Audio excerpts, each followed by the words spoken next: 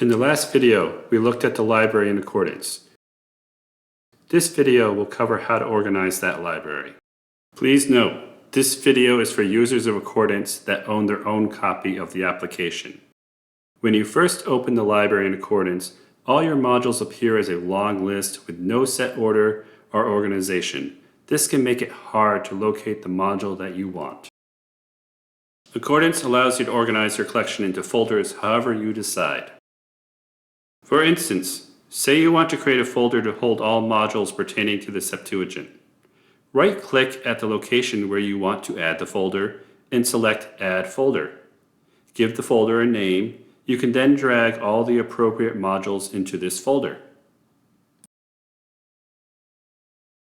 You can even organize how the modules appear within the folder. For example, you may want to separate the English translations from the original Greek text.